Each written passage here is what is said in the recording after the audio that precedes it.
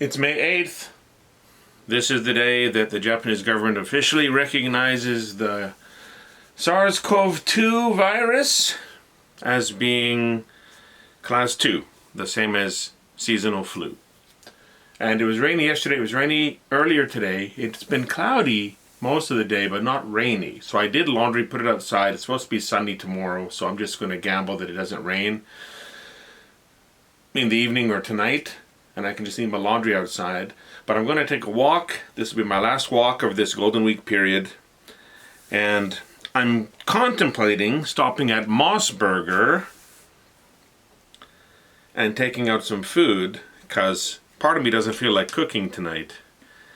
And I haven't had Moss Burger in a long time. The last time I had Moss Burger was probably in Sendai, or near Sendai, when I visited somebody there. And that's 15 years ago, around, or more. I don't know. Long time ago anyway. But the last video I mentioned I would show something that I purchased, and this is what I purchased.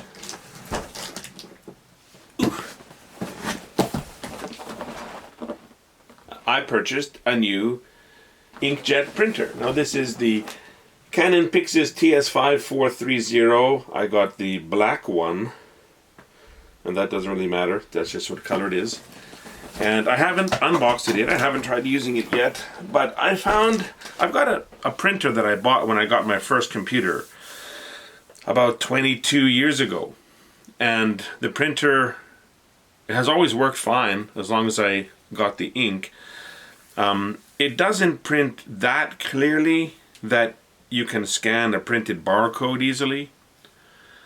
But I'd use it to print things for work, and I'd print out my itinerary when I traveled and print out my boarding passes and things at home, because you can do online check-in, don't have to check in at the airport.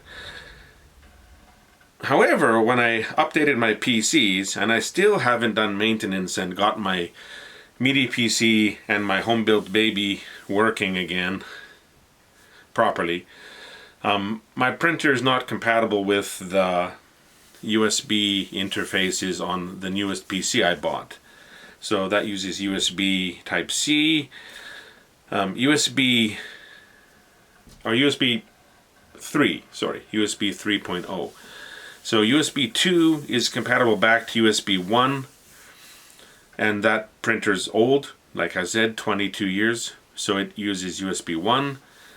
So when I plug it into that computer, it doesn't recognize that there's a printer connected, so I can't print anything. And it doesn't have Bluetooth or any capabilities like that. It did have kind of a LAN connector, so I could have run it from my old router directly into the printer. But my old router wasn't compatible with my fiber optic service that I got earlier this year, so I had to buy another router, and that one doesn't have USB out or LAN. It has LAN out, but it doesn't have USB out that I could connect to the printer. I'm sorry, I misspoke. The printer doesn't connect to LAN. It connects to USB, but my old router had a USB out, and I could have just wired it into the printer that way, but this router doesn't have USB out. So I got a new printer primarily so I can print my travel documents at the end of this month for my trip to Canada in June. And that's, less than a month away. And I'm going to unbox this, set it up, make sure the Wi-Fi connectivity works properly, print out a few things just to test it. And I got a couple spare ink cartridges, black and white and color set, just bundled with it. So I've got a new printer. It uses Wi-Fi. I can locate it wherever I want in my apartment. It doesn't have to be near my computer. And I'll unbox it and test it, see if it works. And that's my purchase. So this kind of wraps up my holiday. I didn't quite produce a video a day. I might make one more later this evening before I go to bed. But I think I did make quite a few videos. And I'd been lazy for a few weeks, so I want to at least put out a video every week. That's something I said earlier this year.